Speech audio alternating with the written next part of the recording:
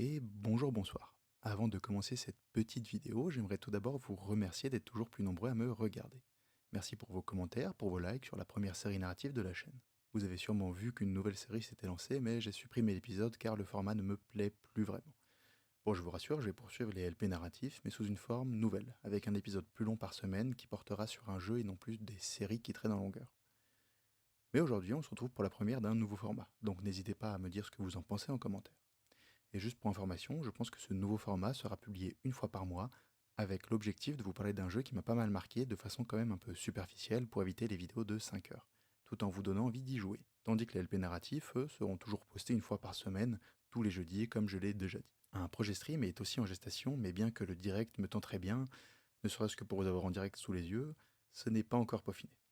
Et dernier petit point, je ne posterai sûrement pas de vidéo pendant 1 ou 2 semaines, le temps de me réorganiser. Voilà. Sur ce, bonne vidéo. Imaginez-vous à 8 ans. Vous êtes en vacances, il fait froid, il neige, le Père Noël passe bientôt et votre mère rentre en fin d'après-midi avec un nouveau jeu. Vous êtes heureux alors que vous démarrez la console.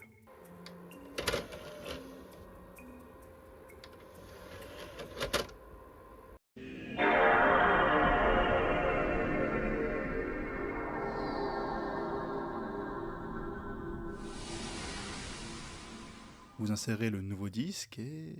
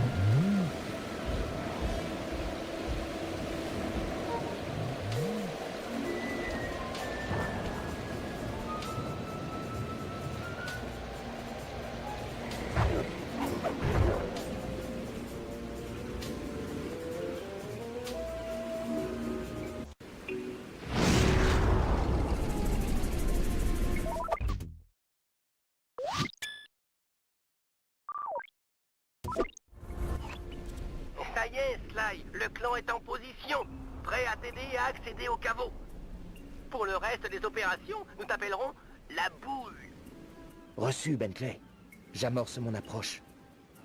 Je devrais pouvoir passer facilement au-dessus des murs de la forteresse. Vérifie si tout le monde est prêt. Bien reçu. Artilleur, t'es sûr de pouvoir tirer? Je fais de mon mieux. Excellent. Hélicommandé, en position. Équipe de sauvetage, toujours prêt. Submersible, festival, baby. Télépathie, parfait. Ça va être le coup du siècle. Et la boule est en action. Ou alors à première vue, vous savez pas vraiment à quoi vous faisiez face. Mais vous voilà plongé dans ce qui ressemble à un braquage. Je veux dire que du haut de mes 8 ans, je comprenais évidemment pas tout. Mais ce premier niveau, pour dire ce qui est plutôt bien fait. Durant les 10 premières minutes, on peut comprendre l'entièreté ou presque des mécaniques de parcours. Les surfaces peuvent être escaladées, les petites étincelles bleues qui marquent le chemin empruntable, tandis qu'on assiste au défilé de nos compagnons et de leurs compétences. Et là apparaît le grand méchant du jeu, le Dr M. Comment va ta femme, Richard? Très bien, Docteur M. Merci de me le demander. C'est gentil. Et ton fils, comment s'appelle-t-il? Mike? Marc, monsieur. Il va bien aussi. Dommage, tu ne les reverras plus jamais. Quoi? Je crains d'avoir mis du poison dans ton verre. Désolé, Richard, mais je ne tolère pas la médiocrité. Tu aurais dû changer le code de sécurité immédiatement après avoir installé le nouveau système. Ça n'arrivera plus, c'est vrai. C'est vrai, car tu vas mourir. Merde!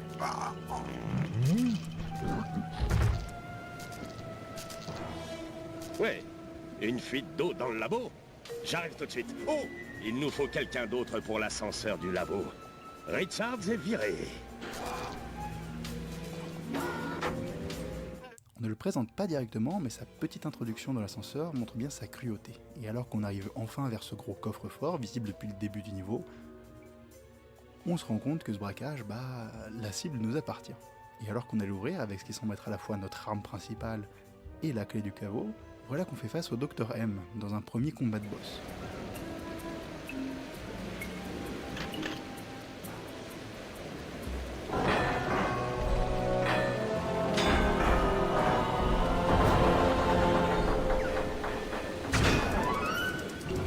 Cooper, non. Tu dois être Sly, Cooper. Le nouveau gardien de la serpe. J'ai tant attendu ce moment. Ce caveau appartient à la famille Cooper. Vous êtes en tort. Non, petit naïf, tu es en tort. Cette île m'appartient. La forteresse est à moi. Tout est à moi ici. À moi. La clé du caveau aussi. Donne-moi la serpe. Désolé, c'est un... Va en acheter une dans un magasin de souvenirs. Vite, rejoignons les autres. Bon, c'est un premier combat et un premier boss qui est assez difficile, on fuit littéralement au début. Et alors qu'on affronte le Dr M pour de bon sur sa grosse monture pour tenter d'aider cette tortue qui est visiblement notre amie, voilà qu'on perd et que se lance la première cinématique.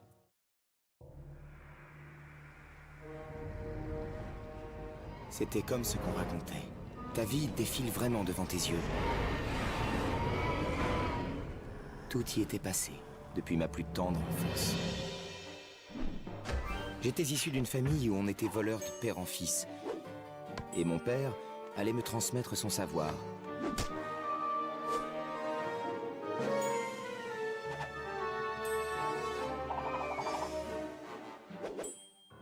Mais la vie m'a joué un mauvais tour. Un gang sans pitié a attaqué notre maison et m'a volé mon enfance.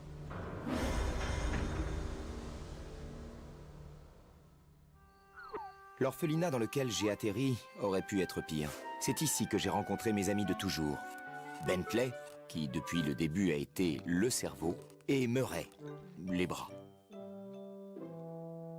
On est devenus inséparables, et au fil des ans, nos compétences, notre assurance et notre réputation de voleur ont grandi. On pensait que notre bonne étoile ne nous quitterait pas et que la chance ne tournerait jamais. La chute a été rude quand ça a commencé à sentir le vinaigre pour nous. C'est alors que j'ai rencontré ce gars, Max Sweeney, qui prétendait avoir fait les 400 coups avec mon père. Ils avaient parcouru le monde entier et dérobé des objets d'une valeur incroyable. Max Sweeney m'a ensuite appris l'existence du caveau des Cooper. Apparemment, mon père, comme tous ses ancêtres, avait caché son butin dans un lieu tenu secret. Chacun contribuait ainsi à faire grossir le trésor caché derrière une porte qui, au dire de Max Sweeney, ne pouvait être ouverte que par un Cooper. On a décidé de suivre les indices de Max Sweeney et de partir pour l'île secrète où se trouvait le caveau. À notre arrivée, on a découvert qu'un individu du nom de Dr M nous avait devancés. Apparemment, il essayait depuis des années d'entrer dans le caveau et chaque tentative manquée l'avait rendu un peu plus frustré et parano. Il s'était fait construire une véritable forteresse, réputée aussi imprenable que Fort Knox. Il allait nous falloir beaucoup de précision et d'imagination pour y entrer, et surtout un véritable arsenal d'experts voleurs.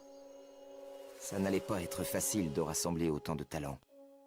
Mais pour entrer dans le caveau des Cooper et prendre mon héritage, j'étais prêt à payer le prix.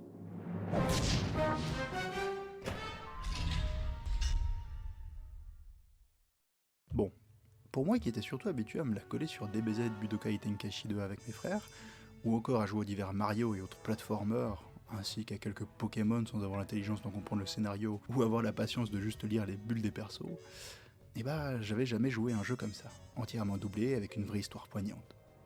J'avais surtout l'impression de me retrouver devant un jeu vidéo Zorori, un animé que j'adorais et que je regardais en boucle, ou bien de me retrouver face à une histoire de fou à la Senseiya. J'avais vraiment cette impression de rester devant un film presque, auquel je jouais, et ça changeait vraiment de mes jeux habituels, et j'étais loin de me douter de ce que deviendrait ce jeu pour moi. Après cette introduction assez claire mais dramatique, l'objectif est clair. Réunir un clan, engager des spécialistes et se préparer à braquer notre propre héritage.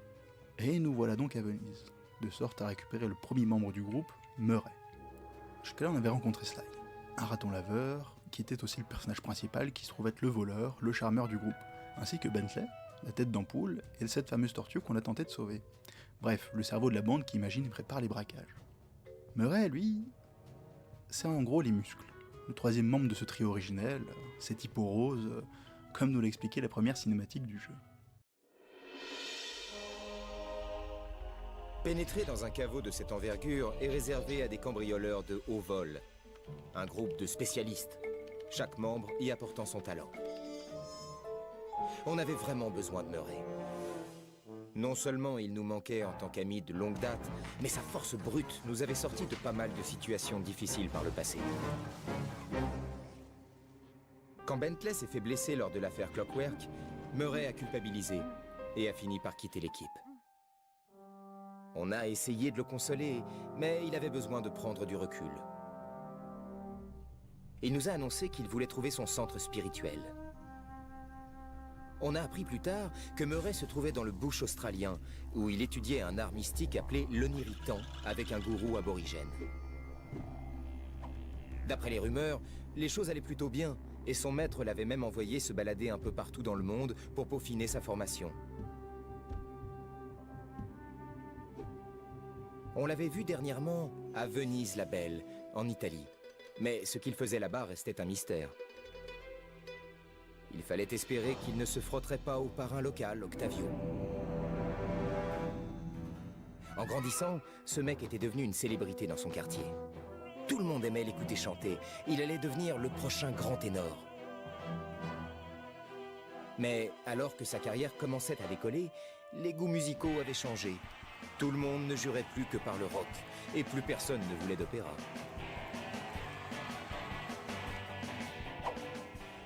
Il s'était accroché à quelques fans, et c'était ces mafieux qui l'avaient initié aux affaires.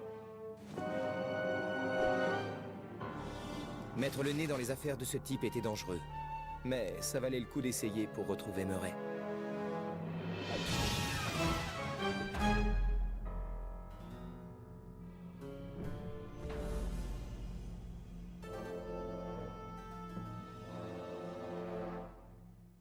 Ainsi, ce premier hub commence par la visite du commissariat de Venise, car on est en quête du Murray et selon Bentley, étudier son casier nous permettrait de le trouver lui. Pour un premier niveau après l'introduction, il s'agit là encore de nous mettre dans le bain gentiment, avec un peu de plateforme, de déplacement discret, et surtout le jeu fonctionne déjà comme un film de braquage, avec des dialogues qui se jouent en fond, et la tension tout au long du niveau. Le but est simple, se faufiler derrière les policiers et s'emparer du casier du Murray. Et durant cette première mission, on rencontre alors deux personnages assez importants du jeu. Déjà, il y a Dimitri, un ennemi de Sly 2 qui devient plutôt amical durant cet opus et qui se trouve être plutôt caricature des années 2000, avec ce côté bling-bling absurde mais plutôt attachant. Personnellement, il me faisait surtout penser au film Zoolander que j'avais vu quelques temps auparavant. Et il y a aussi cette inspectrice d'Interpol, Carmelita Fox, qui nourrit une relation plutôt ambiguë avec notre héros. Sly, qui par ailleurs semble assez bien la connaître si vous voyez ce que je veux dire. Et cette relation va justement se dérouler tout au long du jeu, donc on y reviendra assez souvent. En somme, ce premier hub est une ville parfaite pour Sly, un terrain de jeu assez grand, rempli de toits serrés, de canaux, de ponts et d'éclairage nocturne, qui pousse constamment le joueur au mouvement et à l'acrobatie, comme on le verra d'ailleurs là aussi tout au long du jeu. Car chaque zone est vraiment pensée de sorte à pouvoir escalader, se balader assez librement, et le pathfinding est quand même plutôt bien chiadé pour les ennemis. C'est un level design qui donne presque l'impression que Sly danse sur les bâtiments, tant les déplacements sont fluides et naturels. Bon, et après notre fuite du commissariat, on tombe sur Murray, qui nous explique être ici pour s'en prendre à Don Octavio, qui pollue vraisemblablement les eaux de la Sérénissime, ce qui pousse alors le clan à mettre en place un plan pour ramener Murray dans le groupe.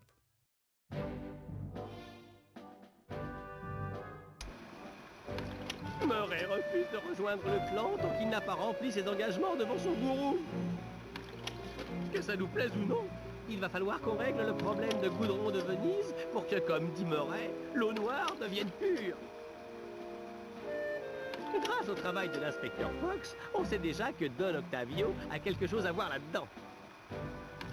Il nous sera plus facile de faire face à la situation en tant que hors-la-loi. On devra d'abord s'infiltrer dans l'opéra d'Octavio. S'il cache quelque chose, on le trouvera.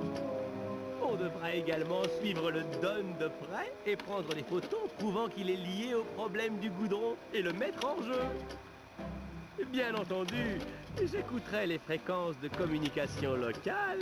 Avec un peu de chance, on devrait récolter des infos intéressantes.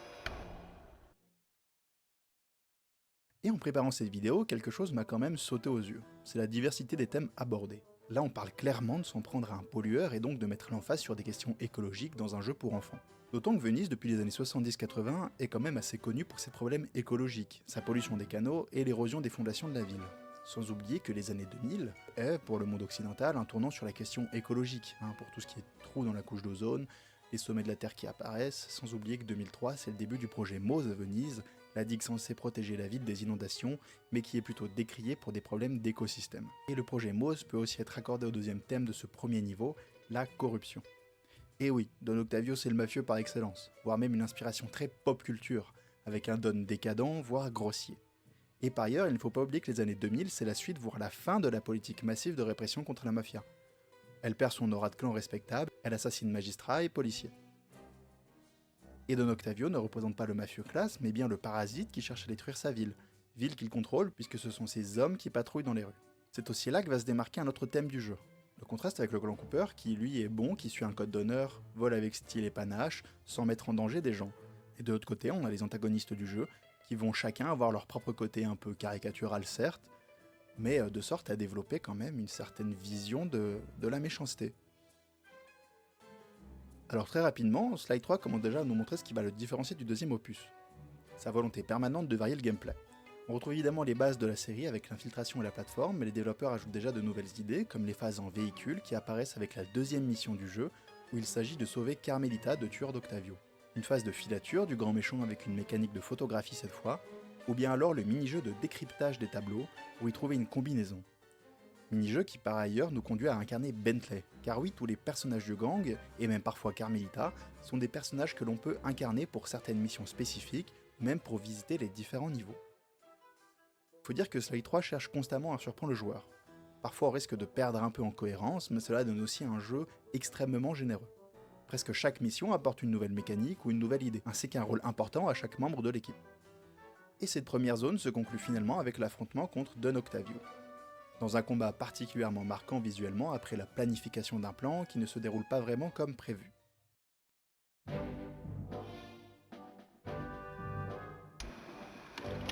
Avec le récital d'Octavio qui n'a lieu que dans quelques heures, nous sommes fin prêts pour le plat de résistance.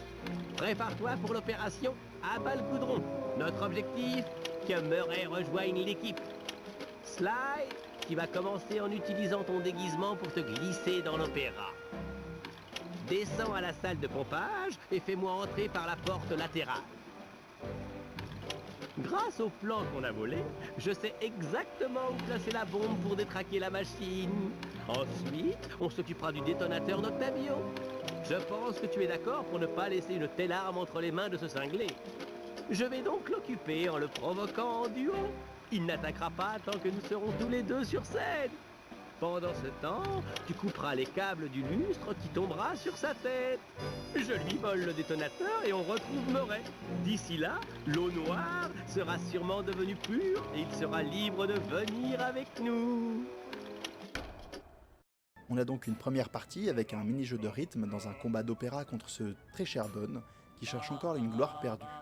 Et une immense course-poursuite musicale dans les canaux de Venise où Murray doit poursuivre le mafieux dans une ambiance presque carnavalesque. Et là encore, le combat résume parfaitement le ton du jeu. Spectaculaire, absurde, dynamique, mais toujours avec ce mélange étrange entre humour cartoon et atmosphère assez sérieuse. À la fin de la bataille, on est revenu pour décoller Bentley du trottoir. On était à 2 doigts de se faire serrer, mais on a réussi à le faire passer au nez et à la barbe de Carmelita. Octavio n'a pas eu autant de chance. Il en a pris pour 30 ans pour ce qu'il a fait à Venise. Je crois que les Italiens n'aiment pas qu'on coule leurs monuments. L'ironie voulut qu'il rencontre le succès en prison, comme chanteur. Après tout, la plupart de ses fans étaient déjà en tôle. Mais le meilleur, ça a été de ramener notre vieux pote dans le clan. Quand il a remis ses gants et ce masque, on le savait tous, et lui encore plus. Le Murray était revenu.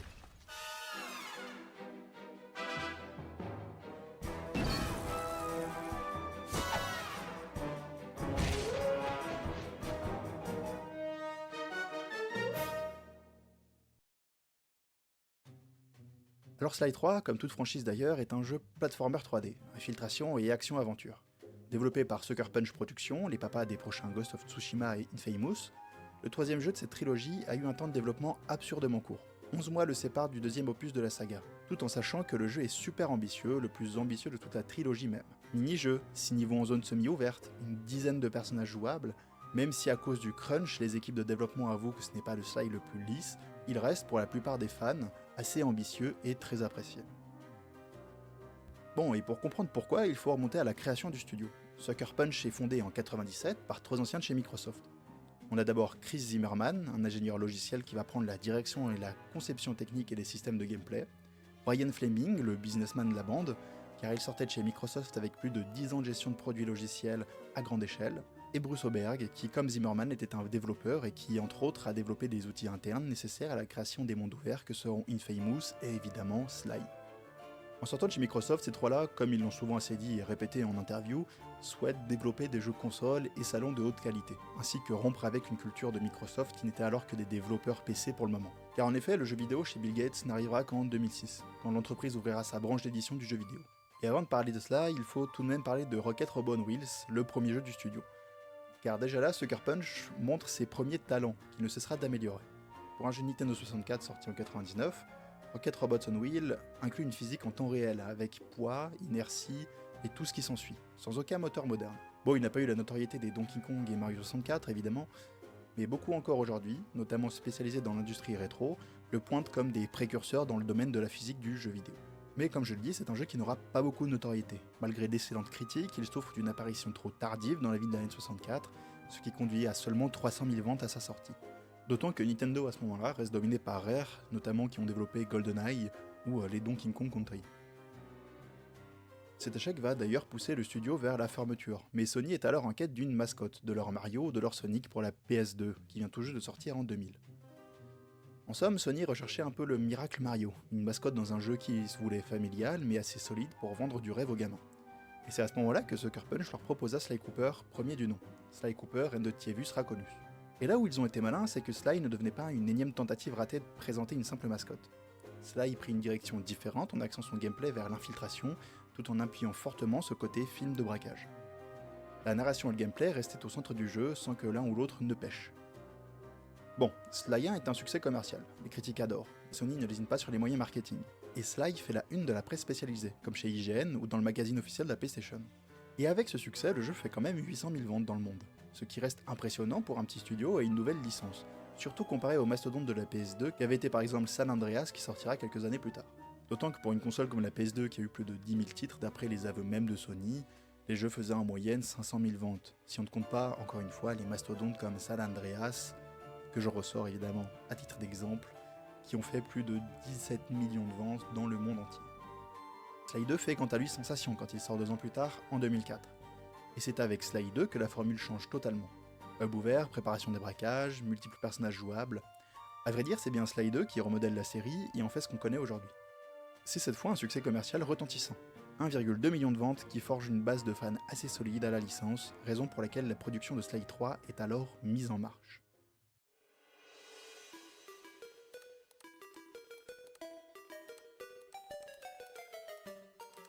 Au début, on avait l'impression que tout était comme au bon vieux temps. Mais on s'est peu à peu rendu compte que le cœur de Murray n'y était pas. Il s'en voulait d'avoir interrompu sa formation pour retourner dans notre clan sans avoir demandé la permission au gourou.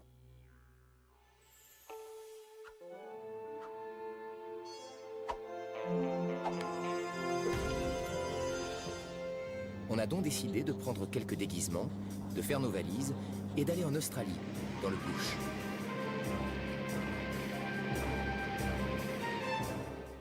En chemin, Murray n'a pas arrêté de nous parler de son maître et de ses compétences incroyables.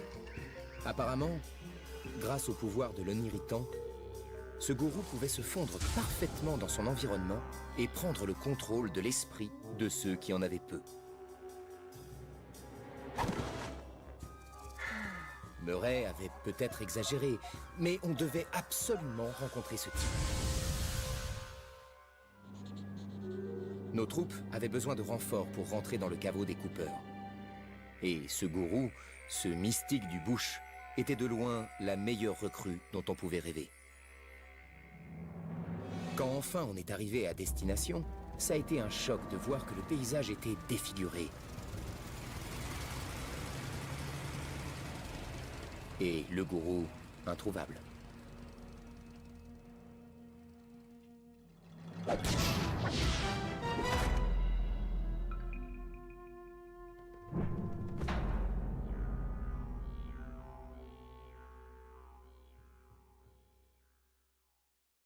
Comme vous venez de le voir, après cette Venise malade et corrompue, le clan prend la direction du bush australien. Honnêtement, c'est là aussi qu'on commence à comprendre quelque chose d'important avec Sly 3.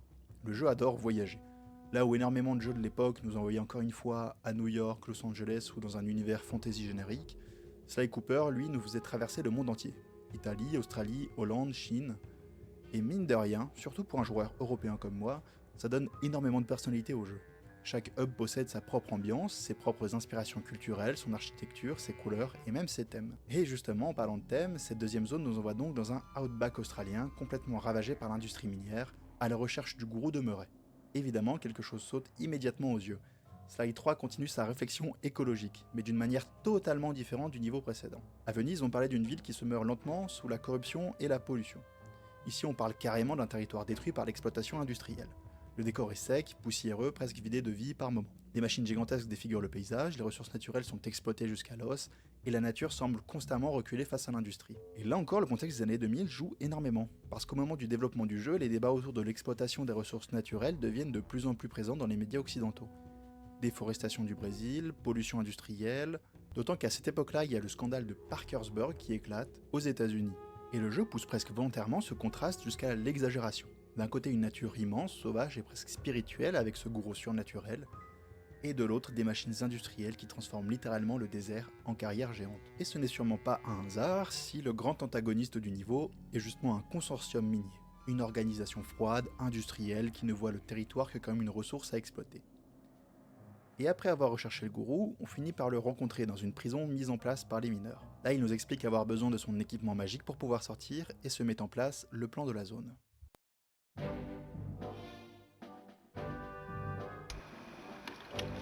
Le gourou ne quittera pas la prison tant qu'il n'aura pas son bâton et sa pierre de lune. Il veut également qu'on libère Ayers Rock des mineurs. Alors seulement les esprits de l'Oniritan seront apaisés et le gourou retrouvera ses pouvoirs. Sly a dû l'impressionner tout à l'heure, car il demande à rencontrer Murray et moi individuellement pour évaluer nos centres spirituels, je crois. J'ai découvert un passage dans les galeries de la mine qui devrait nous faciliter l'accès au gourou. Il a également parlé du masque noir de la terre sombre, déterré par les mineurs. Je suppose que sa mission est de garder ce truc et que maintenant qu'il est sorti, il va se passer de mauvaises choses. Tout ça, c'est du prêchi-prêcha pour moi. Mais on a rencontré tellement de phénomènes inexplicables au fil des années que je ne me risquerai pas à ignorer ces menaces qui pourraient compromettre notre opération. Cette deuxième zone sert aussi à enrichir constamment le gameplay. Là où beaucoup de jeux auraient simplement recyclé les mêmes mécaniques pendant 10 heures, Sly 3 cherche presque obsessionnellement à surprendre le joueur dans chacune de ses missions. D'abord avec Murray, qui est surtout les muscles du groupe. Le personnage bourrin qui casse tout, mais le jeu insiste sur un côté plus calme, plus posé, presque spirituel de l'hippo. Ça se ressent même davantage dans le gameplay.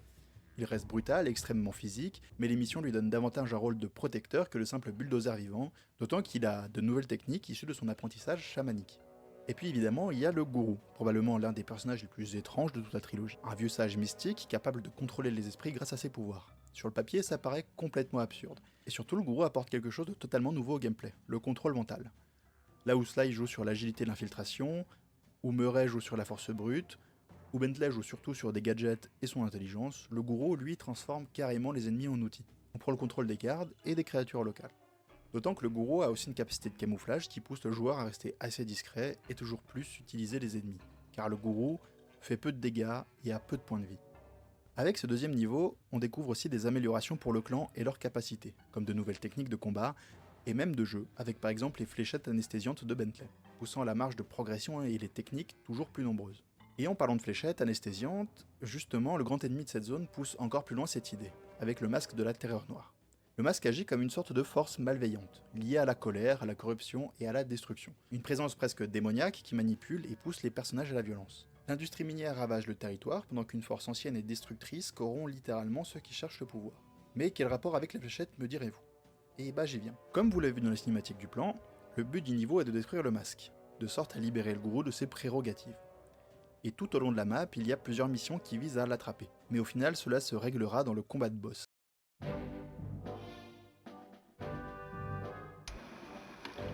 Les mineurs sont sur le point de déguerpir, je le sens. En fait, ils seraient sûrement déjà partis s'ils n'étaient pas sous l'influence néfaste du masque noir de la Terre sombre. Nul doute que nous devons le détruire. Il faut lancer l'opération Lune Noire. D'abord, le gourou se chargera du gyrocoptère. On pourra alors passer à la deuxième phase du plan.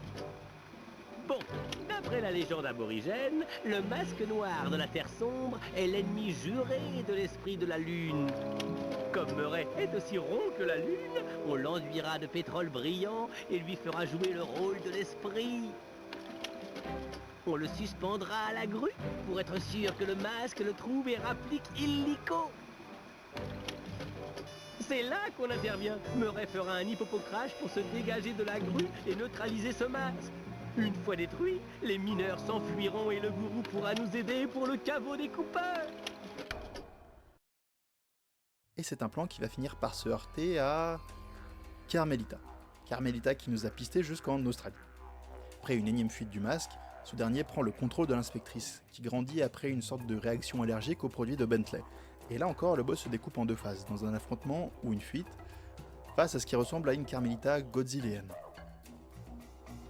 Alors on a tout d'abord une phase de fuite, à bord d'un camion grue, qui réutilise plusieurs mini-jeux déjà vus plus tôt dans la zone, phase plus directe d'escalade de l'inspectrice sous le feu de ses hommes, pour la défaire de l'emprise du masque qui finit détruit par les mercenaires de Carmelita. Carmelita reposait sur le sol, inconsciente et sans défense. En vrai gentleman, nous avons veillé sur elle toute la nuit. Son appareil photo a été une vraie source d'amusement et on a tous posé pour elle. On ne voulait pas qu'elle rentre chez elle les mains vides.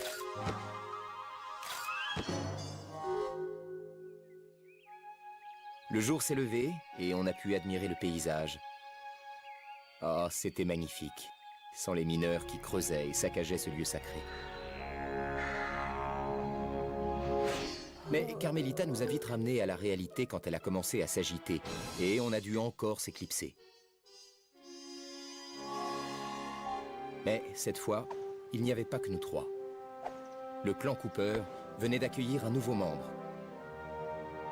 Et notre équipe ne serait plus jamais la même.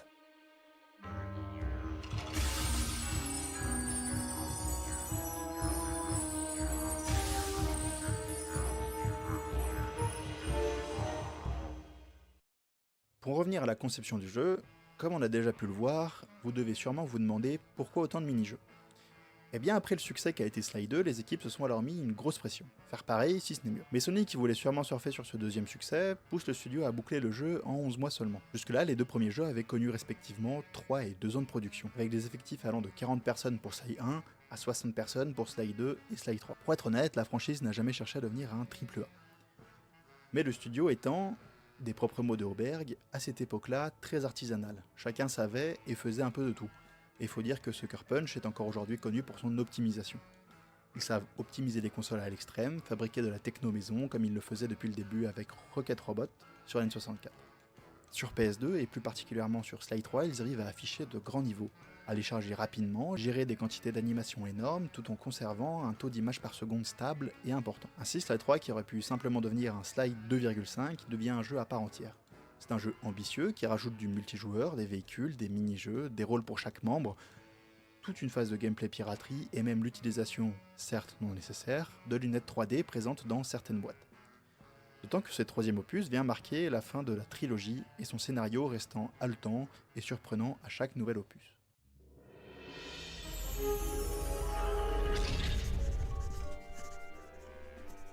Bentley était comme fou. Il a passé ses nuits sur les plans de la forteresse du Dr M, cherchant un moyen d'accéder au caveau des Cooper.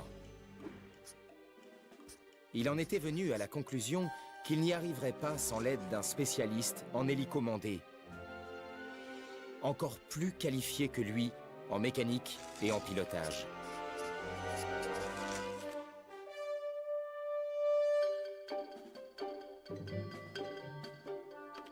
Après des semaines de recherche dans des chatrooms, il a enfin trouvé quelqu'un digne de son intellect, une Hollandaise, qui se prénommait Pénélope.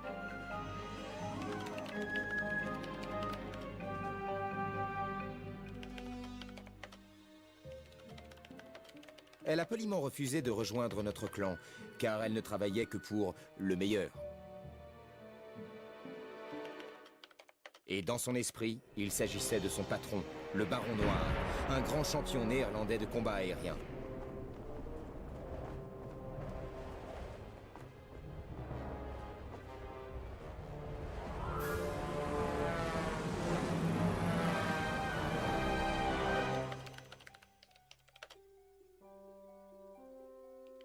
Pénélope nous a alors fait une contre-proposition. Si notre gang arrivait à battre le Baron Noir à son propre jeu, elle aurait la preuve qu'elle ne perdrait pas son temps avec nous. On a accepté l'offre. Sans perdre de temps, Bentley et Murray ont assemblé un avion pendant que j'obtenais ma licence de pilotage le plus vite possible.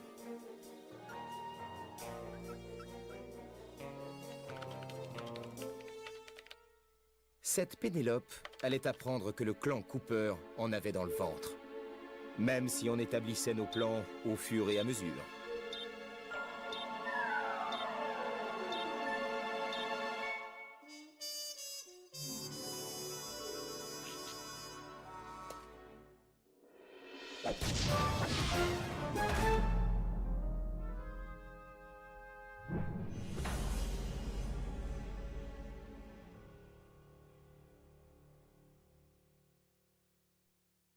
Après les paysages brûlés d'Australie, Slide 3 nous emmène cette fois aux Pays-Bas. Et encore une fois, le jeu continue ce qu'il fait probablement de mieux, changer complètement d'ambiance à chaque niveau. Car la Hollande de Slide 3 devient beaucoup plus froide, beaucoup plus mécanique et presque futuriste par moments. Entre les canaux, les moulins et les gigantesques hangars remplis d'avions, le jeu mélange constamment l'imagerie européenne classique avec une ambiance de compétition technologique. Ce troisième niveau tourne presque entièrement autour d'un thème, la performance. Toute la zone est construite autour d'un immense tournoi aérien organisé par le Baron, qui sera, comme vous l'avez compris, l'antagoniste du niveau. On se retrouve alors dans une compétition où les pilotes s'affrontent pour le prestige, la gloire et surtout la domination technologique. Et là encore, difficile de ne pas voir une inspiration très années 2000, avec cette fascination pour les machines. Mais il y avait aussi une sorte de fascination pour les sports mécaniques et les pilotes stars, popularisés autant par des films comme Top Gun, ou encore même Cars. Et évidemment, difficile de ne pas voir dans le Baron Noir une référence directe au Baron Rouge, cette figure mythifiée des premiers as de l'aviation durant la Première Guerre mondiale. D'ailleurs, toute la zone joue avec cette imagerie-là. Pilote star, combat aérien spectaculaire, aristocratie du ciel. La carte transforme presque les Pays-Bas en vieux roman pulp d'aviation. Et le Baron représente parfaitement cette logique-là. Arrogant, humiliant constamment ses adversaires et transformant littéralement la compétition en spectacle géant. C'est une caricature d'élite technologique obsédée par la victoire et l'image. D'ailleurs, je dois dire qu'en retravaillant cette vidéo, en voyant le design du Baron, ça me fait un peu penser au Mechanicus de 40K, mais je crois que c'est juste moi qui est un problème. Bon, et pour en revenir au jeu, le personnage le plus intéressant du niveau reste probablement Pénélope. Elle est introduite comme une brillante ingénieure qui plusieurs fois va nous aider quand bien même elle travaille pour celui que l'on veut battre. Et en parlant de battre le Baron, on comprend assez vite, en revoyant notre très cher Dimitri, qui continue progressivement de passer du statut d'ancien ennemi ridicule à celui d'allié improbable, d'autant qu'on lui promet notre aide en échange d'informations. C'est aussi l'occasion pour le clan de retrouver un autre vieil ennemi, Mugshot. Mugshot, c'est une immense brute, issue du premier jeu.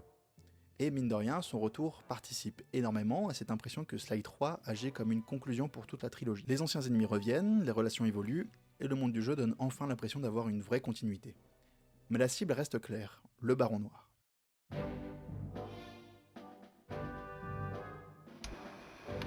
Bien les amis, d'après le plan de vol, la demi-finale de demain va nous opposer aux clans Islande et Belgique. Comme vous le savez, nous n'avons qu'un seul avion, alors que nos adversaires en ont 15 chacun. Vous comprenez? On a une chance sur 30 de gagner. Et le seul moyen d'y arriver serait de monter ces deux équipes l'une contre l'autre. Sly traverse les égouts souterrains avec Murray jusqu'à un conduit qui vous mènera à la chambre d'hôtel du clan Islande.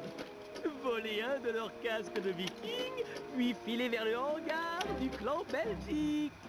Saccager un de leurs avions, puis laisser le casque pour leur faire croire que les Islandais ont fait le coup. Avec Murray, je volerai ensuite un mouchoir belge orné d'un monogramme, pendant que le gourou prendra le camion des Islandais transportant leur statue de glace porte-bonheur. Sly volera la sculpture et laissera le mouchoir sous-entendant l'implication des Belges. Compris? On fâche les deux équipes pour qu'elles se tirent dessus et non sur Sly pendant la demi-finale. Dans un même temps, je vais placer un système de défense autour du hangar Cooper afin de nous protéger contre les éventuels sabotages des ennemis. Narrativement, ce troisième niveau est aussi intéressant, parce qu'il agit presque comme un immense casse à ciel ouvert. Malgré tout, on retrouve cette structure très film de braquage, propre à Sly 3. Chaque membre du groupe possède sa mission et son rôle précis dans le plan global. C'est probablement ce qui fait le charme du jeu. Contrairement à énormément de platformers de l'époque, tous les personnages servent réellement à quelque chose. Même le gourou, pourtant complètement absurde sur le papier, participe activement aux opérations. Le gang fonctionne réellement comme une équipe spécialisée plutôt que comme de simples personnages secondaires. Tout cela se ressent aussi dans le gameplay. Sly 3 continue encore d'élargir sa formule avec des phases aériennes, des courses et des séquences beaucoup plus spectaculaires. Le jeu semble constamment vouloir devenir autre chose qu'un simple jeu d'infiltration. Mais ce n'est pas tout, car le jeu ajoute encore de nouveaux mini-jeux, comme la défense du hangar, où Bentley doit protéger la base du gang dans une séquence qui ressemble presque à un petit tower defense. Bon, et finalement, cette montée en puissance mène à ce qui reste l'objectif central du niveau, permettre à Sly de se retrouver seul face au baron. Un nouveau plan est mis sur pied, et étonnamment, celui-ci marchera sans accroc.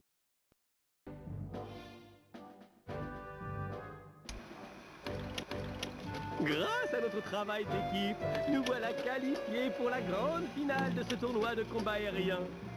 Mettez vos casques, car c'est l'heure de l'opération Aigle Turbo Dominant. Dans quelques heures, les clans Islande et Belgique vont devoir en découdre dans la finale des perdants.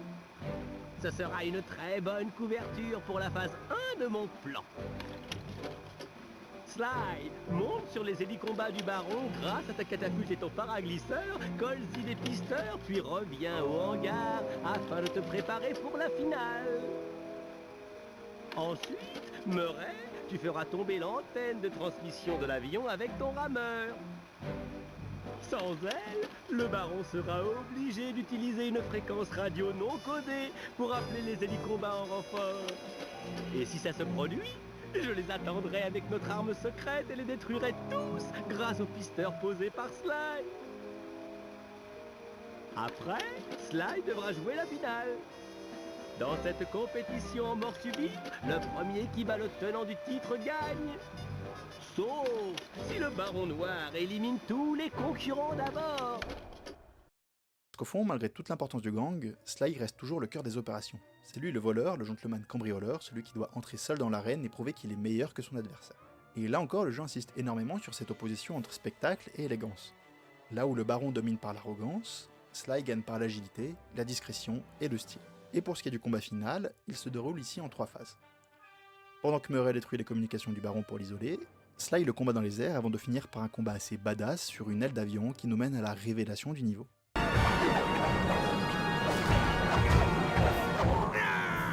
Le coup fatal!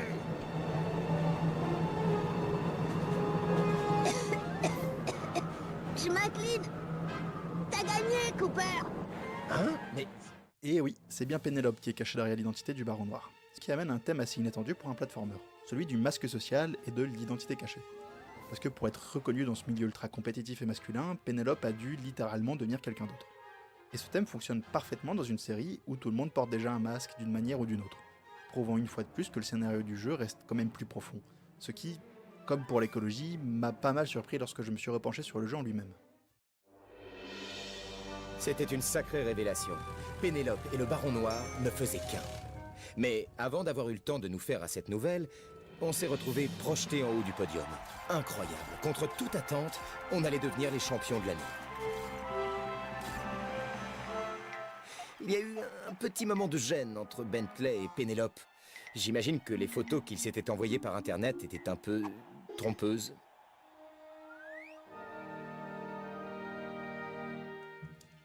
Ce soir-là, elle nous a expliqué qu'elle avait pris ce déguisement en raison des restrictions d'âge de la compétition. Cependant, après sa victoire, le baron est devenu une célébrité et elle a dû revêtir son costume de plus en plus souvent. Mais à présent que le baron n'était plus sur le devant de la scène, elle était libre de prendre un nouveau chemin et elle n'a pas hésité à rejoindre notre clan.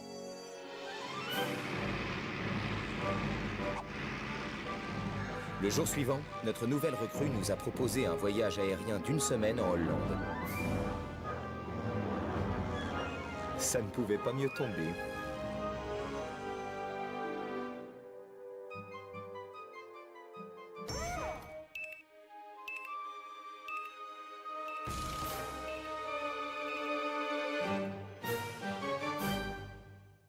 À sa sortie, Sly 3, même les voleurs ont un honneur, obtient 83 sur 100 sur Metacritic, tandis que les joueurs lui donnent encore aujourd'hui une note d'environ 8,8 sur 10. Et honnêtement, les critiques de l'époque saluent surtout exactement ce qui pouvait inquiéter, la quantité énorme de nouveautés malgré un développement extrêmement court. Les journalistes mettaient en avant une variété de missions, les nouveaux personnages jouables, les mini-jeux, les combats aériens, les batailles navales ou encore le rythme extrêmement dynamique du jeu. Beaucoup soulignent aussi cette impression permanente de film de braquage interactif, grâce au dialogue constant entre les personnages et la mise en scène très cinématographique. Et mine de rien, cela valide complètement le pari de Sucker Punch Productions. Sly 3 n'est pas vu comme une simple extension de Sly 2, mais bien comme un épisode beaucoup plus ambitieux et spectaculaire. Certains journalistes iront même jusqu'à se dire impressionnés qu'un jeu aussi rempli ait pu être développé en à peine un an, preuve que le crunch massif du studio a réellement marqué la production. D'ailleurs, je tiens à préciser que moi, comme la plupart des gens, enfin je l'espère, considère que la culture du crunch reste quelque chose de nocif, mais il faut aussi rappeler qu'à cette époque-là, c'était quelque chose de tout à fait normal dans tous les studios de jeux vidéo. Bon, et évidemment, cette ambition finit aussi par devenir la principale critique du jeu. Beaucoup reprochent justement ce trop-plein de mini-jeux et cette volonté constante de changer le gameplay, parfois au détriment de la cohérence générale. Là où Sly 2 restait très centré sur l'infiltration et l'exploration, Sly 3 donne parfois l'impression de vouloir devenir 10 jeux différents en même temps. Bon, et il y a surtout une disparition qui revient constamment dans les critiques des joueurs encore aujourd'hui, celle des fameuses bouteilles d'indices. Dans Sly 2, elle forçait les joueurs à explorer les niveaux dans leurs moindres détails, à apprendre leur architecture, à réellement prendre son temps dans chaque environnement. Leur absence dans Sly 3 rend l'exploration beaucoup plus directe, et certains fans ont surtout l'impression que les villes devenaient davantage de simples décors pour les missions, plutôt que de véritables terrains de jeu vivants. Quant aux ventes, Sony n'a jamais vraiment communiqué officiellement les chiffres précis pour Sly 3, ce qui rend les estimations assez compliquées. Mais selon plusieurs analyses rétrospectives et communautés spécialisées autour de la PlayStation 2, le jeu tournerait autour d'environ 1 million d'exemplaires vendus. Et mine de rien, sur une console aussi gigantesque que la PS2, cela place Sly dans une position assez particulière. C'est pas un blockbuster du niveau de Grand Theft Auto, évidemment, ou Ratchet & Clank, mais suffisamment populaire pour devenir l'une des licences cultes de la machine. Parce qu'au final, Sly n'a jamais été la mascotte de la PlayStation la plus vendue, mais probablement l'une des plus attachantes et mémorables pour toute une génération de joueurs.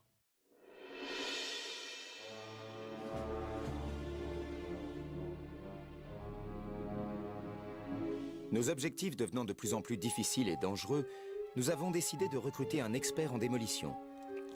Bentley savait qu'on aurait besoin de lui ailleurs et que ses compétences en démolition ne seraient pas suffisantes.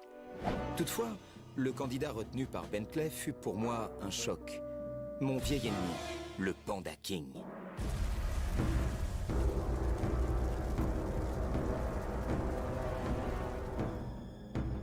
En tant que membre des 5 Maléfiques, il avait sa responsabilité dans la mort de mon père et le vol des pages du Volus Ratonus.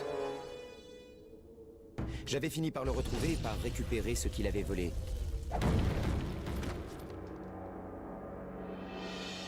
Il n'y avait pas moyen que j'accepte ce monstre dans l'équipe. Mais Bentley était intraitable. Il avait découvert que Panda King s'était rangé et qu'il était à présent moine, vivant une vie de méditation dans les montagnes.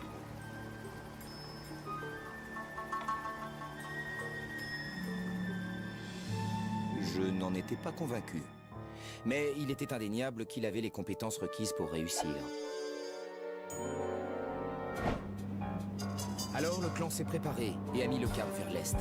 Direction la Chine.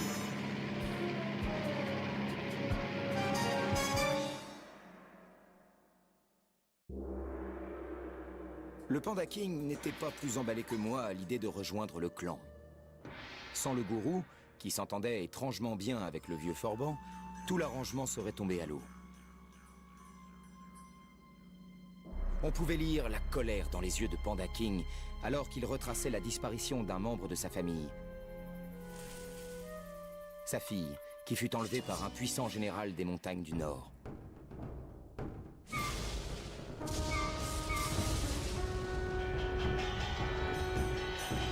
Elle devait être victime d'un mariage forcé avec ce despote peu scrupuleux, et Panda King fut exilé. On se mit d'accord pour l'aider à retrouver sa fille, en échange de son aide sur le coup du caveau des Cooper. Je reste persuadé que c'est une mauvaise idée, mais un marché est un marché.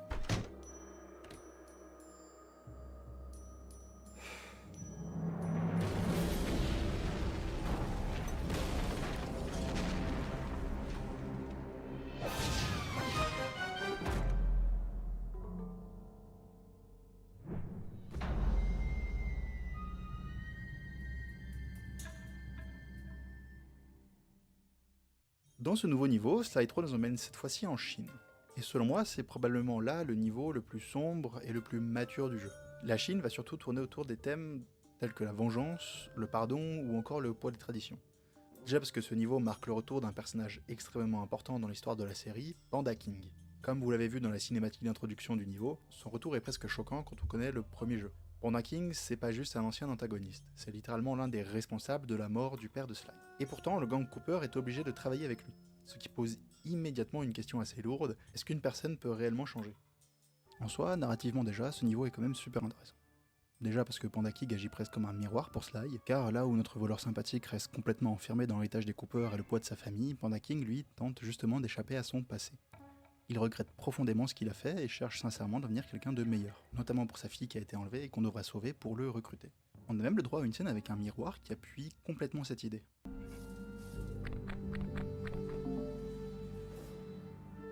Bonjour, mon vieil ami. Je vais travailler avec Sly Cooper, mais toi, tu ne feras pas partie du voyage. Imbécile! Tu as l'occasion de te venger. Il nous a humiliés, anéantis, rendus faibles. L'humiliation est une voie. Moi, j'ai choisi celle de l'humilité. L'humilité qui t'a valu ta fille. Anéantis Cooper maintenant.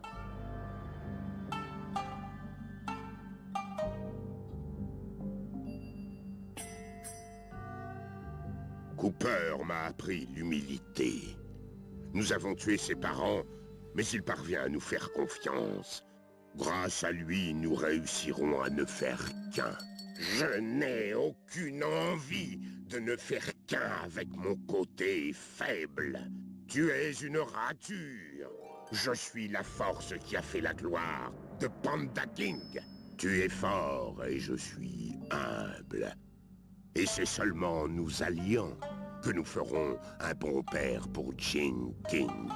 Le yin et le yang.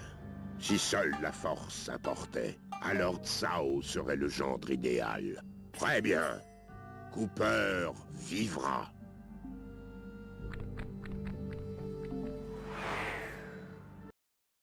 Les deux personnages se ressemblent finalement énormément, sauf que l'un essaie d'avancer pendant que l'autre vit encore dans le souvenir de sa famille. Je vous parlais de la fille de Panda King, et bien cette relation avec sa fille permet d'amener le deuxième grand niveau du niveau, le patriarcat et la place des femmes. Parce que le général Tsao, ennemi de la carte, représente littéralement une vision autoritaire extrêmement rigide de la tradition. Pour lui, une femme n'est pas seulement une personne libre, mais un symbole de prestige, presque un objet politique. Son obsession pour le mariage forcé avec Jing King tourne entièrement autour du contrôle et de la domination sociale. Et là encore, dans un jeu pour enfants, aussi cartoon en apparence, le thème reste étonnamment lourd. D'autant que Panda King agit comme l'opposé total de Tsao. Les deux viennent pourtant du même monde et des mêmes traditions, mais Panda King accepte progressivement la liberté et les choix de sa fille, là où Tsao reste enfermé dans une vision totalement autoritaire et patriarcale de la société. Par ailleurs, le niveau oppose constamment ces deux visions, une tradition capable d'évoluer face à une tradition figée qui refuse tout changement. Et pour en revenir à la fille de Panda King, elle est cette fois l'objectif de notre casse.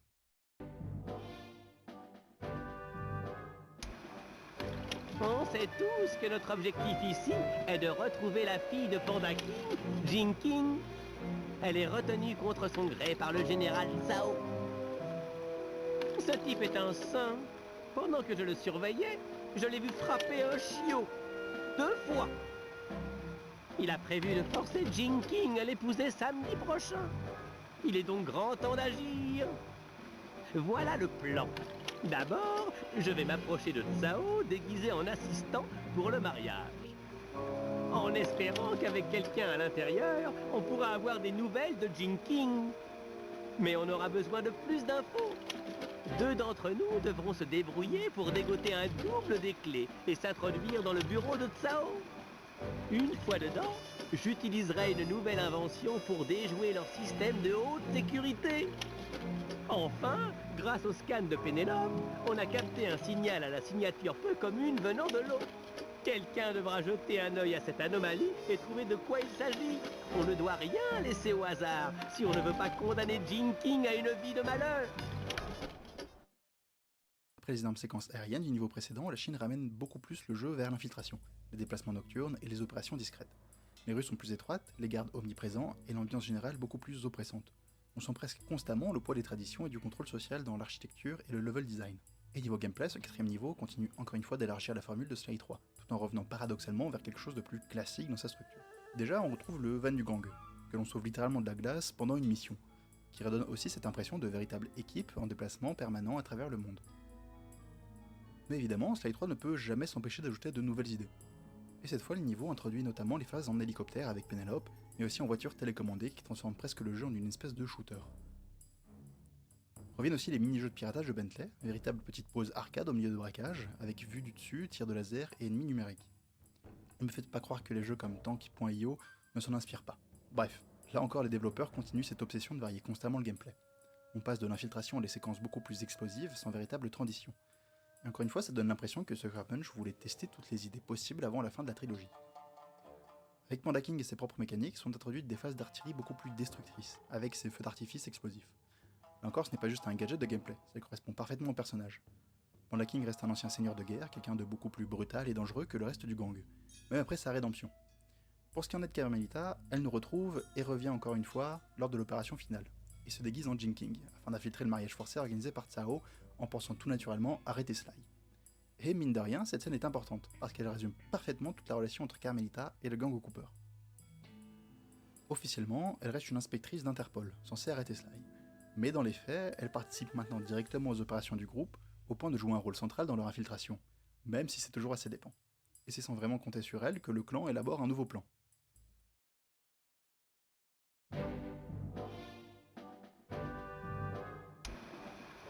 Le moment est venu de libérer Jing King, de dévaliser le général Tsao et de l'envoyer nager dans sa rivière.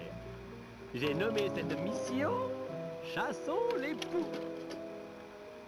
Ce sera une attaque sur 2 fronts. Je ne pense pas avoir besoin d'insister sur l'importance de la synchronisation. D'abord Sly, Pénélope et Murray vont se faufiler à travers les systèmes de sécurité du temple du trésor de Tsao. Puis vont me passer le butin que je chargerai dans le van. Pendant ce temps, le Panda King et Guru vont passer sous le palace et creuser une sortie pour Jing King. Sly, tu devras en plus t'occuper des systèmes de détection des assauts souterrains. Une fois que vous aurez terminé, j'attirerai Fox avec ma cam grappin pour qu'elle prenne la place de Jing. Quand on aura la fille et le butin sous le bras, on s'arrache. Pour ce qui est de ce combat de boss, j'aime à penser qu'il apparaît en 2 parties. Une partie assez tôt dans le niveau, durant une mission où Sly combat Tsao dans un champ de bambou, et je me souviens que je déteste d'ailleurs ce niveau plus petit, même si finalement il ne me paraît plus aussi difficile. Et un combat contre les dragons asiatiques, de sorte à sauver Pénélope et s'enfuir avec le butin de Tsao, ainsi que sa fiancée libérée.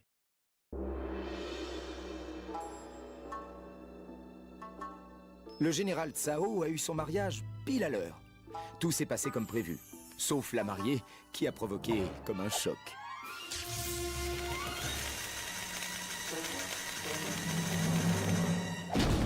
Carmelita a été légèrement déçue aussi, mais elle a quand même dû être contente de mettre Tsao en prison.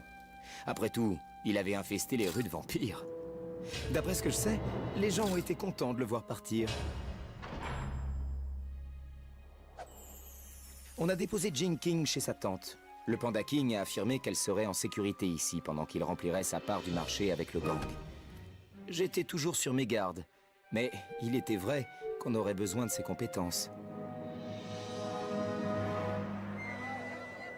Inutile de dire qu'on a fait la fête dans les petites rues de Shanghai. De quoi notre gang aurait l'air si on ne savait pas s'amuser comme ça?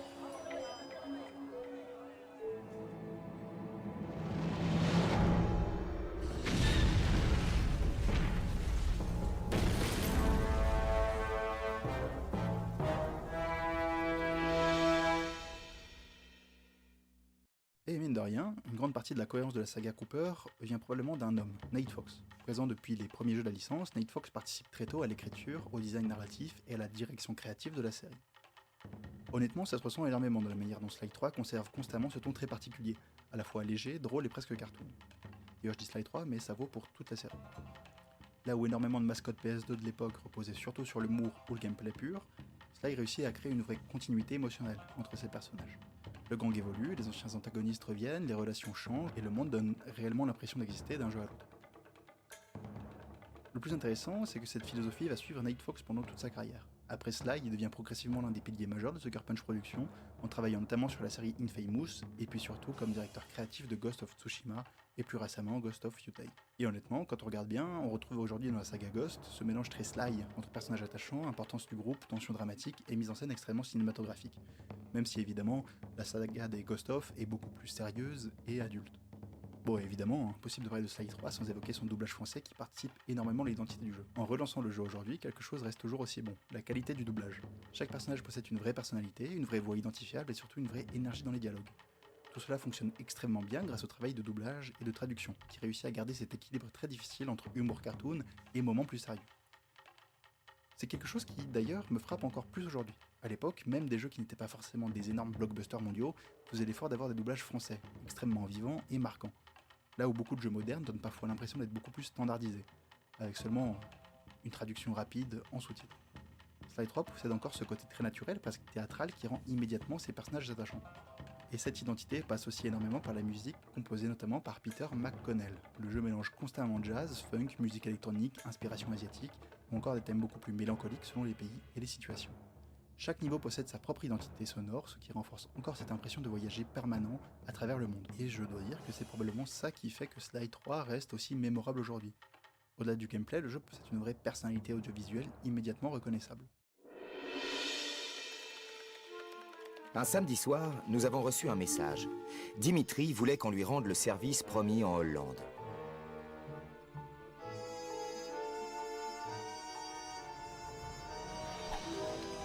Il nous avait devancés et avait déjà acheté nos billets pour la baie du bain de sang, en utilisant de faux noms.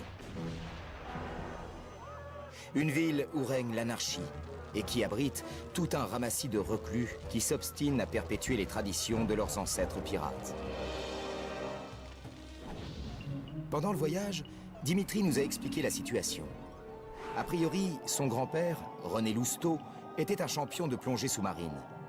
Il avait fait fortune en pillant des épaves, jusqu'à ce que le vent tourne et qu'un jeune rival, du nom de Pat Létique, lui vole d'une part son butin et d'autre part son matériel de plongée. Abattu, René a arrêté son activité et finalement décidé de fonder une famille. Dimitri, qui a grandi avec les histoires du grand-père, a toujours rêvé de retrouver cet équipement. C'était ça le service. Nous devions retrouver cet extraordinaire matériel de plongée. On s'en sortait bien. Avec un peu de chance, l'homme grenouille rejoindrait peut-être le clan, ce que Bentley jugeait utile pour accéder au caveau Cooper. Ce Bentley, un vrai cerveau.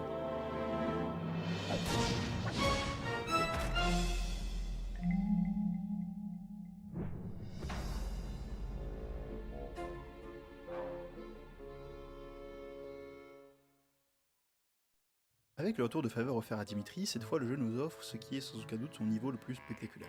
Il est évidemment difficile de ne pas voir ici l'influence gigantesque du retour à la mode des pirates au début des années 2000. Déjà parce que 2 ans avant la sortie du jeu, sort Pirates des Caraïbes et la malédiction du Black Pearl, qui relance complètement l'imaginaire pirate dans la pop culture occidentale.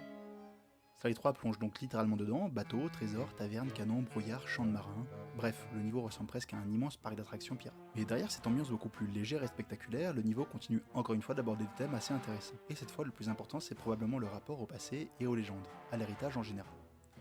Que ce soit dans le game design de la zone, avec ces gens qui vivent comme leurs ancêtres d'après la cinématique, ou bien avec Dimitri. Parce que pour la première fois dans la série, on découvre réellement son héritage familial.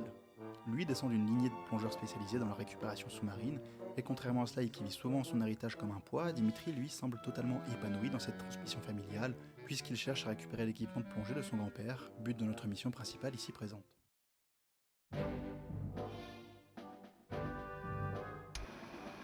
Grâce à Pat l'éthique, nous savons où chercher le trésor de Lousteau.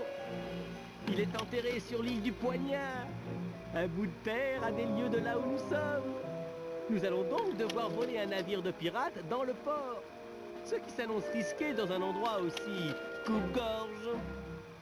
D'abord, Murray et Sly voleront une chaloupe et détruiront le gouvernail de tous les bateaux susceptibles de nous prendre en chasse. La patrouille du port arrivera vite sur les lieux, alors préparez-vous au combat. Si vous réussissez, nous pouvons prendre la mer sans problème. Entre-temps, Pénélope et moi allons nous introduire dans le repère de la fouine et rafler la carte au trésor. Quand nous aurons tous fini, nous volerons un navire et irons chercher le trésor. Pour cela, nous n'aurons qu'à suivre la carte, puis à déterrer le fameux butin. Au niveau gameplay, ce 5e niveau pousse probablement plus loin que tous les autres. La volonté de Sly 3 de devenir autre chose qu'un simple jeu d'infiltration. Le jeu se transforme littéralement en aventure pirate avec navigation en mer, bataille navale, tir de canon et exploration maritime. Narrativement parlant, impossible de parler du niveau sans évoquer la relation entre Bentley et Pénélope qui continue de prendre énormément de place dans le jeu et qui même se concrétise malgré un Bentley jaloux du charisme de son ami Sly. Ainsi, au milieu des pirates, des canons et des batailles navales, Sly 3 développe finalement quelque chose d'assez rare pour un jeu, avec une véritable relation entre deux personnages secondaires. Et surtout, c'est une relation qui ne repose pas uniquement sur une blague ou un cliché, même si le côté geek nul est très présent des deux côtés du couple. Bref, pour faire simple, depuis la Hollande, Bentley a enfin rencontré quelqu'un qui le comprend réellement. Pas simplement quelqu'un qui respecte son intelligence, mais une personne qui partage sa passion pour les machines, les gadgets et les stratégies complexes. Et mine de rien, ça change énormément de personnage. Pendant toute la trilogie, Bentley avait surtout été le cerveau du groupe, celui qui reste dans le van pendant que Sly agit sur le terrain. Mais avec Pénélope, il commence enfin à exister en dehors de ce rôle-là. Pour en revenir au gameplay, le niveau pousse encore plus loin le gigantisme avec plusieurs missions, sur des îles ou sous les eaux. Bon, je vais pas vous spoiler toute l'histoire, si vous comptez jouer au jeu, mais d'après le kidnapping de Pénélope, en quelque sorte le climax de la relation entre les deux geeks du groupe, il est temps de lancer l'opération finale avec le combat de boss.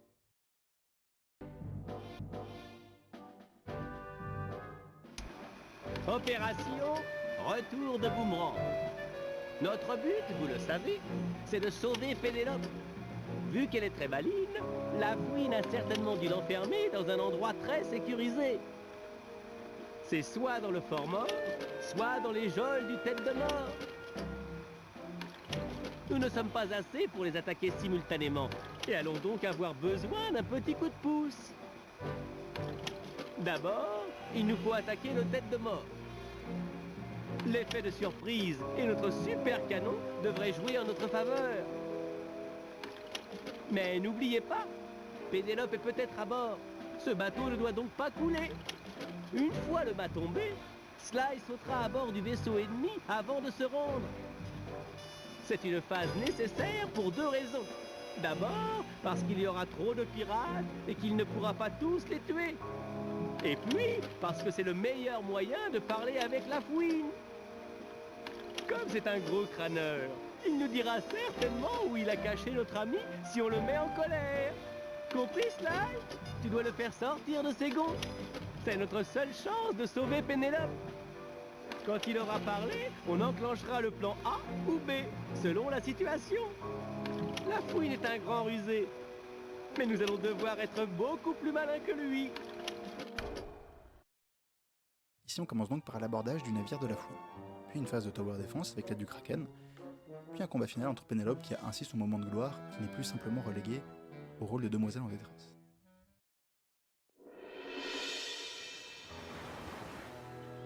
La fouine était vaincue.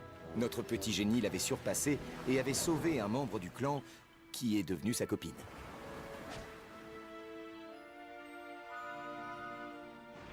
C'était sympa de les entendre parler et se lancer dans des discussions totalement incompréhensibles. Ils avaient tellement l'air d'être faits l'un pour l'autre. Dimitri était amoureux lui aussi, mais de son équipement de plongée. Il nous informa qu'il serait notre homme grenouille pour la mission du caveau Cooper, sans même que nous ayons à lui demander.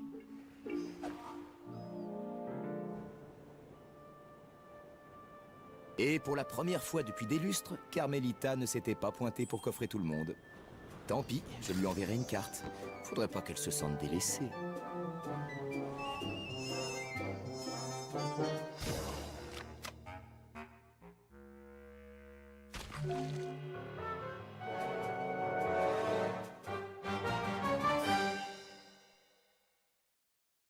Avant de passer au dernier niveau, je voulais quand même vous préciser quelque chose. Évidemment, je n'ai pas pu parler de tout Sly 3 dans cette vidéo. Déjà parce que le jeu est beaucoup plus dense qu'il en a l'air, mais aussi parce qu'il y aurait honnêtement encore des heures à dire sur plein d'éléments que je n'ai fait qu'effleurer. Tout le pan surnaturel par exemple avec les vampires de Tsaro ou encore le masque de la terreur noire, les parallèles constants avec les anciens jeux, les retours d'anciens antagonistes, les petits détails dans les dialogues, certaines interactions entre les personnages, ou encore tous les mini-jeux et mécaniques secondaires que je n'ai pas vraiment eu le temps d'aborder en profondeur. Et honnêtement, c'est aussi probablement ce qui fait la force de Sly 3. Derrière son apparence de simple platformer, cartoon PS2, le jeu est rempli de petits détails, de personnages secondaires mémorables, de thèmes étonnamment variés pour ce genre de production. Donc j'espère surtout que cette vidéo vous aura peut-être donné envie, soit de découvrir la trilogie, soit de refaire complètement cet épisode-là avec un autre regard. Parce que mine de rien, Sly 3 est probablement l'un de ces jeux qui deviennent encore meilleurs quand on les revisite plus tard, avec un peu plus de recul. Ah et bon, je vous spoil un peu, mais je vous conseille de rester jusqu'à la fin, car je vais quand même mettre les crédits du jeu, après la conclusion, qui donne quand même pas mal de détails sur l'évolution des personnages après la fin du jeu, et ce qu'ils deviennent. Bon, et je voulais aussi profiter de ce moment pour remercier la communauté Reddit autour de Sly Cooper qui m'a énormément aidé pendant les recherches, notamment pour retrouver certaines interviews, informations de développement ou discussions autour du jeu. Et surtout, gros remerciements à la chaîne Cooper Curse, dont proviennent la majorité des images utilisées dans cette vidéo. La chaîne copie littéralement les jeux dans leur intégralité, de A à Z, avec différentes langues et versions du jeu existantes. Donc si jamais le jeu vous intéresse, que vous voulez revoir certaines scènes ou même découvrir complètement la trilogie sans forcément y jouer, n'hésitez vraiment pas à aller jeter un œil à son travail. Et d'ailleurs, petit rappel aussi, la trilogie est aujourd'hui disponible en version remasterisée sur PlayStation 3, mais aussi également accessible sur PlayStation 5 via le store.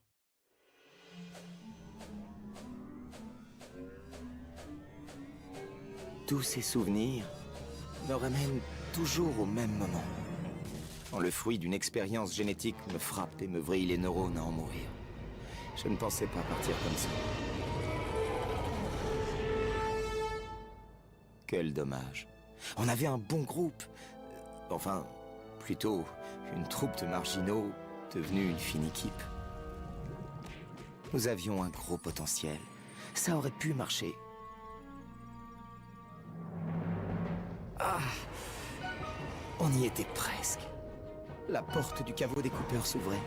Mais ce Dr. M, s'il y a une justice, il paiera. J'aurais tellement voulu voir à l'intérieur. Découvrir le passé de ma famille. Savoir si j'en étais digne. Si mon père aurait été fier de moi. Ou pas du tout. Quelle pierre appartais-je? C'est drôle. Me voilà arrivé au bout et je n'ai qu'une seule chose en tête. Ma lâcheté vis-à-vis de Carmelita. En voyant Bentley et Pénélope, j'ai compris le vrai sens de la vie. Si Carmelita était là, j'arrêterais de plaisanter et je lui dirais ce que je ressens. On mettrait de côté nos différences professionnelles et on tenterait le coup. Mais c'est trop tard. Je veux juste que la douleur cesse.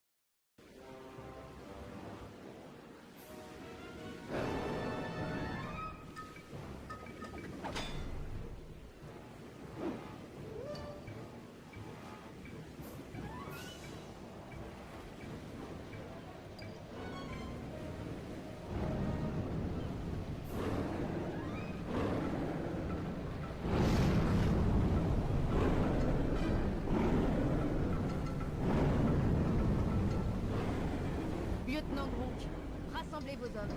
L'action va commencer. Oui, madame. Préparez-vous, singe. On y va.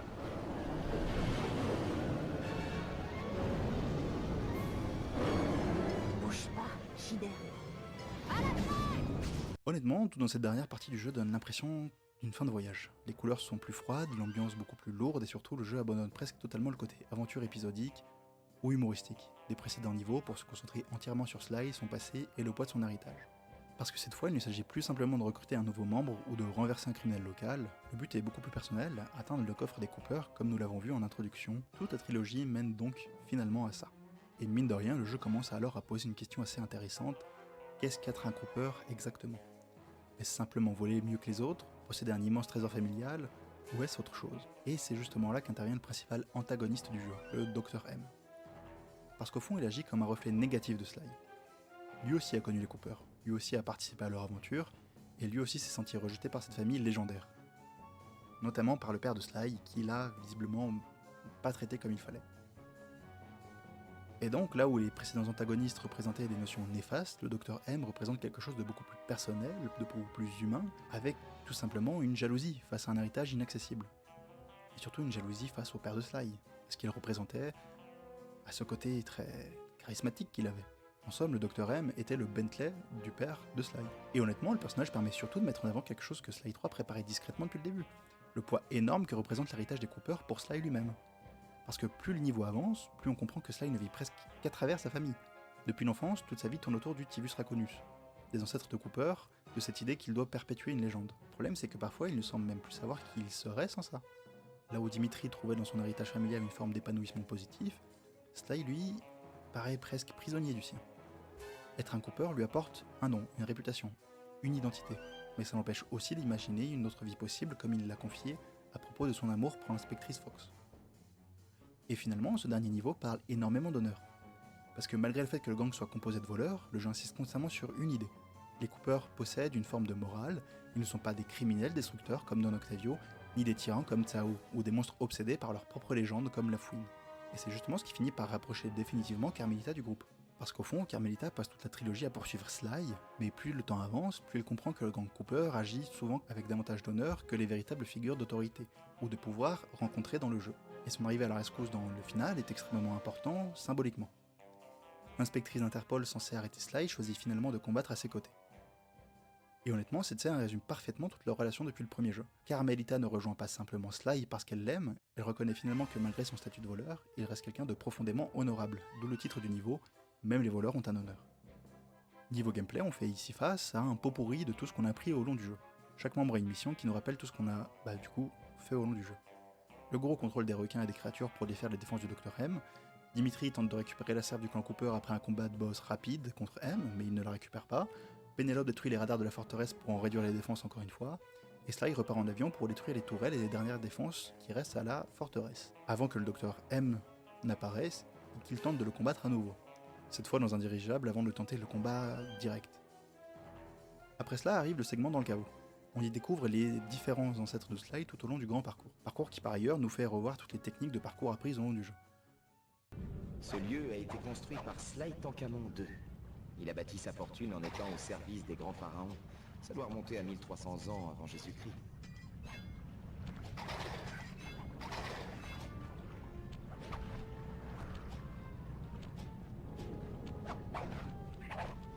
Richard Cœur de Raton de l'Ordre Cooper, honorable chevalier et vénérable voleur. Et pendant ce temps, on assiste à un genre de beat'em all avec Murray qui se débarrasse des ennemis arrivant alors à l'entrée du caveau, alors que le Dr M essaie de corrompre Bentley sans vraiment réussir, prouvant alors que Sly est bien meilleur que son père, détruisant peut-être un peu l'image que le Dr M en avait. Cela conduit donc alors à un combat de boss avec Bentley et Murray qui essaie d'activer les protections du caveau contre le scientifique qui finit d'ailleurs par s'enfuir et rejoindre Sly. Et vient donc le combat de boss final du jeu contre le Dr M. Ici en deux phases également. La première phase consiste en un combat contre le scientifique, enchaînant acrobatie et combat, et une deuxième phase avec Carmelita, comme Sly s'interpose pour la sauver, qui bat finalement le Dr M et...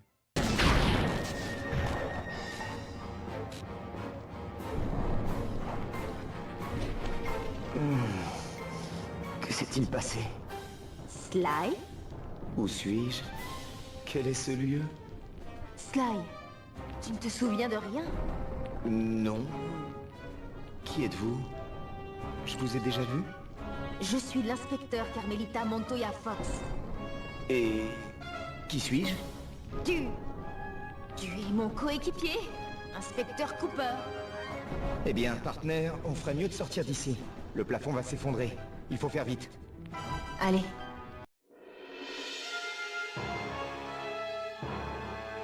Nous avons regardé le docteur M rester là alors que les murs du caveau s'effondraient.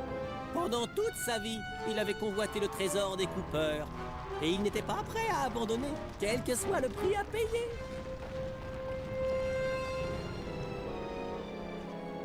On a eu du mal à sortir, mais Murray a réussi à nous faire dégager juste à temps pour assister à la triste fin de l'héritage des Cooper. Un moment doux amer, comme à chaque fois qu'on arrive au bout d'un chemin. On a contemplé ce spectacle, perdu dans nos pensées, en se remémorant toutes les aventures qu'on avait vécues avant d'arriver ici. Les gens qu'on avait rencontrés, les lieux qu'on avait traversés. Ça nous avait pris du temps pour faire rentrer Sly dans ce grand caveau, et ses secrets allaient être de nouveau cachés, pour de bon cette fois-ci. Je ne pouvais qu'espérer qu'il avait trouvé ce qu'il cherchait. On a fouillé la moindre parcelle de l'île à la recherche de Sly. On a retrouvé les membres du clan un à un, mais on s'est aperçu qu'il ne voulait pas qu'on découvre où il était. Comme toujours, il nous avait laissé une carte de visite, mais cette fois elle valait des millions. Le temps a passé et toujours pas de nouvelles de Sly. Murray est retourné auprès de son gourou afin de terminer sa formation. Sans Sly pour nous diriger, pour la première fois, chacun a dû suivre son propre chemin. Pas simple quand on sait qu'on ne s'était jamais quitté depuis l'orphelinat.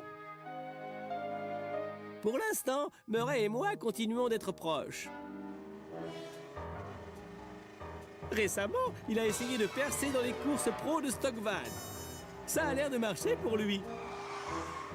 Il est doué pour s'en sortir, là où d'autres y seraient passés à coup sûr. Il sait rebondir. Et bien sûr, il y a Pénélope, ma nouvelle partenaire. Je l'avoue, je suis fou d'elle. Elle et moi avons fait un voyage encore plus dingue que quand je faisais équipe avec Murray et Sly. Même si j'espère que nos chemins se recroiseront bientôt.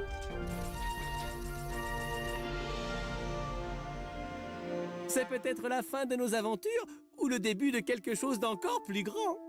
Le temps nous le dira. Et ce n'est pas qu'une façon de parler, parce que je construis une machine à remonter le temps pour savoir.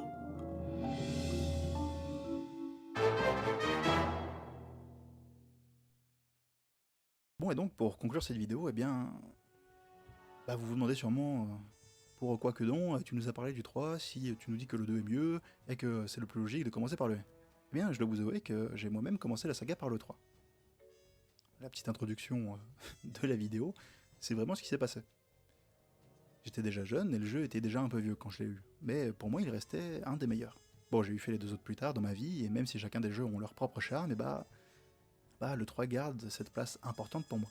J'espère d'ailleurs avoir pu vous retransmettre tout l'amour que j'ai eu pour ce jeu et cette licence, qui à mon avis m'a quand même pas mal forgé dans plusieurs aspects artistiques. Et si comme moi vous adorez ce genre de gentil voleur, gentleman sympathique et charismatique, comme je l'ai déjà dit, je vous invite grandement à jouer aux 3 jeux ou à regarder un let's play. Et pour aller plus loin, il existe aussi un manga promotionnel et quelques comics publiés pour la sortie du 2e opus, et même s'ils sont ultra qualitatifs, sauf si vous adorez l'univers, ça ne sert pas à grand chose pour vous de vous y pencher.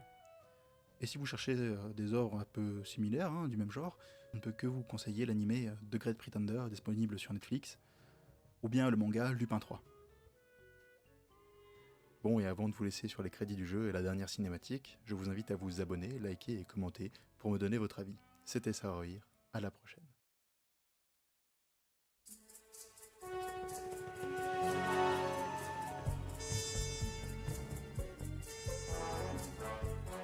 Dimitri est devenu un plongeur de renommée mondiale. L'argent coule à flot pour lui et les femmes aussi. Il m'a envoyé une carte postale une fois où il écrivait « Je prends du bon vent, je pense à toi », égal à lui-même.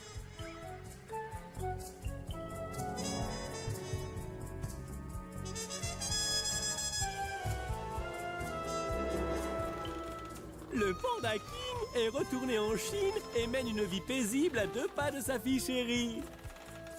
Elle est ravie que son père la débarrasse de ses prétendants.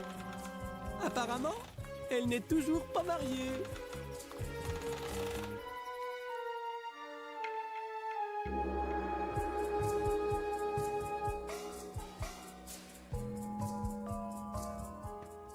Le gourou est retourné dans le bush pour enseigner l'oniritan. Parmi ses étudiants, il a eu un groupe de rock célèbre qui a un peu trop attiré l'attention des médias à son goût. Aux dernières nouvelles, il se serait réfugié à New York. C'est bien le dernier endroit où on irait le chercher.